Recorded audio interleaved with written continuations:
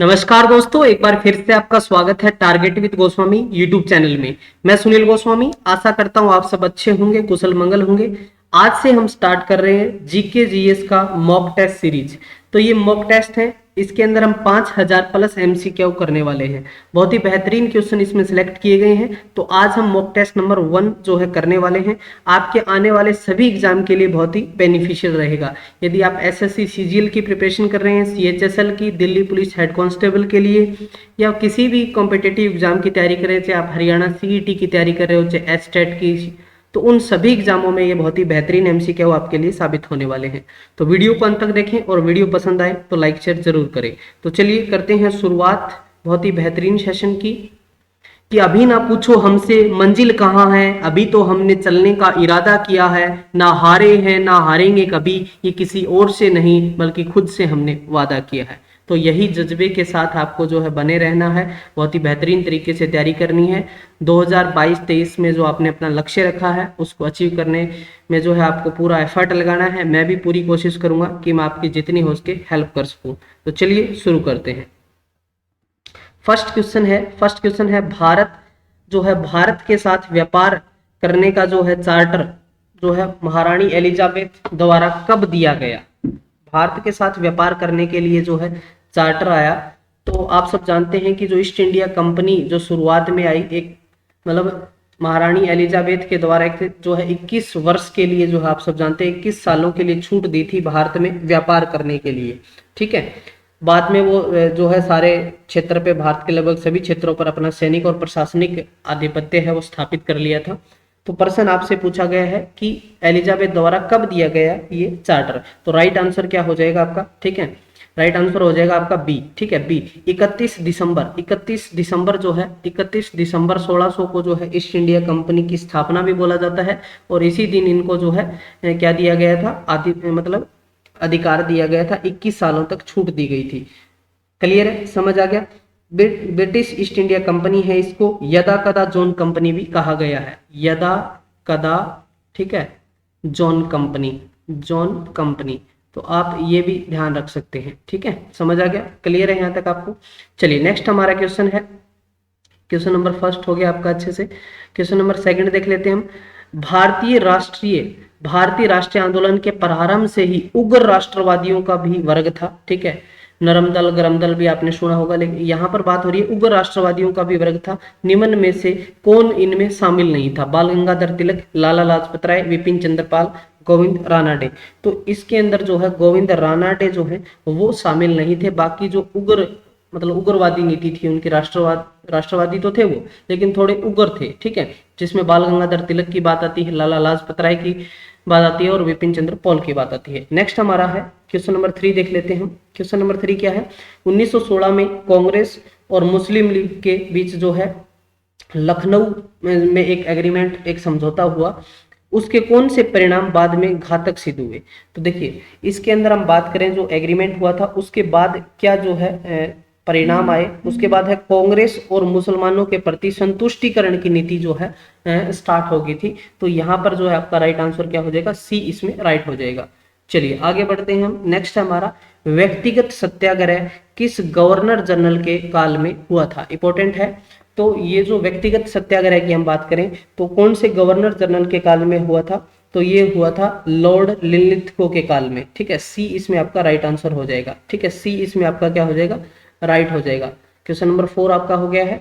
मैं ज्यादा इसमें आपको, क्योंकि ऑप्शन के साथ ज्यादा टाइम हमें नहीं, सिर्फ मैं प्रैक्टिस के लिए एमसीक्यू लेके आया हूँ।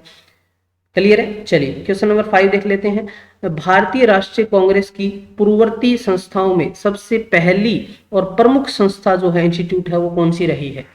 नेशनल कॉन्फ्रेंस रहा है, Indian association, British association, British India association. तो यहाँ पर जो आपका राइट आंसर हो जाएगा वो क्या हो जाएगा? सी हो जाएगा, ब्रिटिश इंडिया एसोसिएशन आपका इसमें राइट आंसर होगा। चलिए आगे बढ़ते हैं। साइमन कमीशन की सिफारिशों के संदर्भ में निम्नलिखित में से कौन से कथन है वो सही है? तो यहाँ पर क्या पूछा गया है? सही पूछा गया है, बाकी गलत है। इनमें से जो कथन है वो सही कौन सा है ये आपको बताना है। तो यहाँ पर इसे केंद्र में द्विसदन, 2 सदन होते हैं ना, जैसे हमारे अभी हम बात करें द्विसदन क्या है, जैसे दो टाइप के सदन होंगे, जैसे राज्यसभा है, लोकसभा है, द्विसदन की बात हो रही है। इसे केंद्र में द्विसदन विधायिका के उन्मूलन का क्या दिया था, एक एडवाइस दिया था, सुझाव दिया था। तो यहाँ पर सी इसमें आपका राइट हो जाएगा। साइमन कमीशन की बात है, ठीक है, साइमन कमीशन। कमेंट करके बता सकते हो कि भारत में साइमन कमीशन आया कब था। चलिए नेक्स्ट है, Dadabhai Naoroji British House of Commons के लिए चुने जाने वाले पहले भारतीय थे। बहुत बार एग्जाम में पूछा जाता है कि ब्रिटिश हाउस ऑफ कॉमन के लिए चुने जाने वाले पहले भारतीय कौन थे, तो आप सबको पता होगा दादा भाई नौरोजी थे, जिन्हें ग्रैंड ओल्ड मैन, जो भारत का ग्रैंड ओल्ड मैन जिनको कहा जाता है। तो वो कौन सी पार्टी से हैं चुने गए थे, ये आपसे इसमें क्वेश्चन किया गया है। तो कौन सी पार्टी से चुने गए थे, इंपॉर्टेंट क्वेश्चन है, समझ आ गया, क्लियर है। तो कौन सी पार्टी से चुने गए थे, तो ये चुने गए थे कंजर्वेटिव पार्टी से, ठीक है, कंजर्वेटिव नहीं सॉरी कंजर्वेटिव लिबरल पार्टी थी, निर्दलीय पार्टी थी। और इनमें से कौन सी पार्टी से चुने गए थे, तो ये लिबरल पार्टी से चुने गए थे, कंजर्वेटिव से नहीं चुने गए थे, ठीक है। तो यहाँ पर आपका लिबरल पार्टी है वो राइट आंसर होगा। भारत में हुणों का प्रथम आक्रमण किस शासक के समय हुआ था। देखिए, समुद्रगुप्त को भारत का नेपोलियन कहा जाता है, कुमारगुप्त प्रथम, नरसिंहगुप्त या स्कंदगुप्त। तो यहाँ पर जो आपका राइट आंसर होने वाला है वो हो जाएगा स्कंदगुप्त हो जाएगा, ठीक है। भारत का नेपोलियन समुद्रगुप्त को। और गुप्त साम्राज्य की स्थापना है वो किसने की थी, श्रीगुप्त ने की थी। किसने की थी, श्रीगुप्त ने, ठीक है। चलो आगे बढ़ते हैं। ऐहोल अभिलेख किस शासक से संबंधित है। ऐहोल का जो अभिलेख है वो कौन सा शासक से संबंधित है, तो यहाँ पर राइट हो जाएगा पुलकेशिन द्वितीय से वो संबंधित है। नेक्स्ट है, सत्यमेव जयते किस उपनिषद से लिया गया है, तो ये कौन से लिया गया है, मुंडको उपनिषद आपका इसमें राइट हो जाएगा, ठीक है। मुंडको उपनिषद इसमें आपका राइट हो जाएगा, ठीक है। क्वेश्चन 10 तक हो गए आपके, ये आपका 11 हो गया और ये आपका 12 हो गया, ठीक है।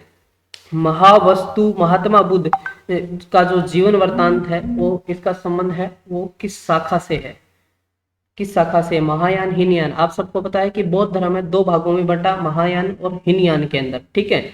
जैसे जैन धर्म है वो श्वेतांबर और दिगंबर में हुआ अलग अलग, तो ऐसे ही जो है इसमें पूछा गया है कि महावस्तु महात्मा बुद्ध के जीवन का वृत्तांत है, इसका संबंध किस शाखा से है, महायान से है या फिर हीनयान से है, तो यहाँ पर राइट हो जाएगा महायान से है।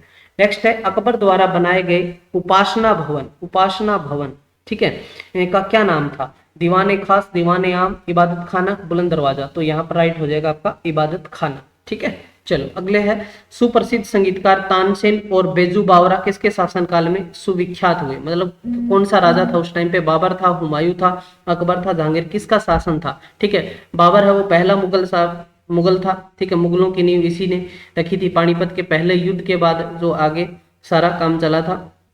हुमायूं, ठीक है, फिर अकबर और जहांगीर, इनमें से आपको बताना है सुप्रसिद्ध संगीतकार जो है तानसेन और बेजू बावरा, ठीक है, बेजू बावरा, क्लियर है। तो यहाँ पर आपका राइट आंसर हो जाएगा अकबर, इसमें आपका राइट हो जाएगा। न्यू कैसल पोर्ट जो दुनिया का सबसे बड़ा कोयला निर्यात बंदरगाह है, ये किस देश में है, कनाडा में, ऑस्ट्रेलिया में, मेक्सिको में, यूएसए में। तो ये जो है कहाँ पर है आपको बताना है, तो यहाँ पर आपका राइट आंसर हो जाएगा ऑस्ट्रेलिया। देशांतर रेखाओं के संबंध में कौन सही है, अक्षांश रेखाओं के समांतर होती हैं, ठीक है, नहीं, इसकी संख्या 180 है, नहीं। देशांतर रेखाएं दूरी को प्रदर्शित करती हैं, क्या ये सही है, नहीं। तो देशांतर के मध्य सर्वाधिक दूरी कहाँ होती है, विषुवत रेखा पर होती है, तो यहाँ पर क्या डी आपका राइट हो जाएगा, डी आपका राइट हो जाएगा, ठीक है। चलिए आगे बढ़ते हैं, क्वेश्चन नंबर 16 देख लेते हैं। उत्तर से शुरू कर दक्षिण की ओर दी गई पहाड़ियों का सही अनुक्रम कौन सा है, यहाँ पर जो सही अनुक्रम आपको बताना है, तो नल्लामलाई पहाड़ियां, जवादी पहाड़ियां, नीलगिरी की पहाड़ियां और जो है अनलाई पहाड़ियां। तो यहाँ पर आपका सी इसमें राइट हो जाएगा। निम्नलिखित में से क्वेश्चन नंबर 17 देख लेते हैं। निम्नलिखित में से कौन सी नदी अपने मार्ग बदलने के लिए प्रख्यात है, मतलब अपने जो रास्ते बदलती रहती है, महानदी, कोसी, दामोदर या फिर गंडक। तो यहाँ पर जो है आपका राइट आंसर होने वाला है कोसी नदी। कोसी नदी जिसको क्या कहा जाता है, बिहार का शोक कहते हैं, जिसको बिहार का शोक कहते हैं कोसी नदी को, ठीक है। चलिए अगला क्वेश्चन देख लेते हैं। क्वेश्चन नंबर 18 पे आते हैं हम। किस मृदा प्रारूप में लोहे के अतिरिक्त मात्रा होने के कारण अनुवर्त हो जाती है, जलोढ़, मरुस्थलीय बालू, लेटराइट, रेगूर और काली। तो यहाँ पर जो आपका राइट आंसर है वो है लेटराइट, ठीक है।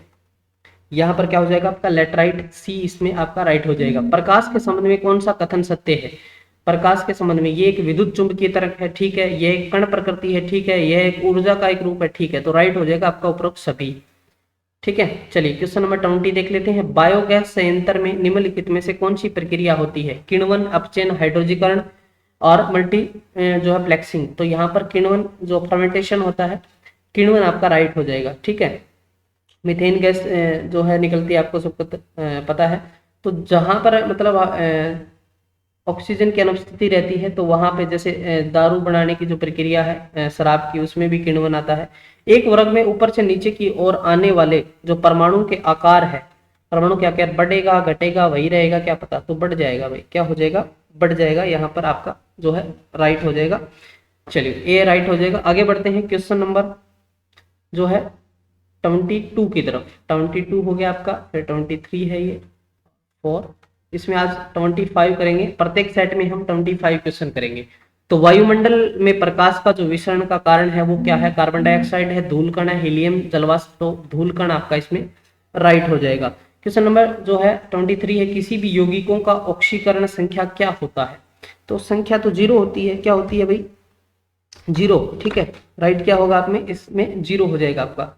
ठीक है, जो सर्प विषविरोधी सुई है किस तत्व का एक यौगिक है? सोने का, चांदी का, आयोडीन का, क्लोरीन का। तो यहाँ पर राइट होगा स्वर्ण यौगिक है। और लास्ट हमारा है दाब का विमीय सूत्र क्या है? ठीक है, तो इसका जो विमीय सूत्र होता है वो होता है M(L-1T-2). ठीक है, तो यहाँ पर जो है ये प्रेशर का विमीय सूत्र हो जाएगा। क्लियर है, समझ आ गया आपको? तो बहुत ही बेहतरीन तरीके से हम जो है इसमें 5000 प्लस MCQ करेंगे। ठीक है, बिल्कुल ये प्रैक्टिस के मैंने संदर्भ में मैं एक लेके आया हूँ, चाहे आप किसी भी एग्जाम की तैयारी कर रहे हो, क्योंकि सभी एग्जाम के अंदर ये बहुत ही बेहतरीन, जैसे राजस्थान में भी CET का एग्जाम आ गया तो उसके लिए भी इंपॉर्टेंट है। हरियाणा के अंदर UP PET का एग्जाम है, UP SSSC का एग्जाम है।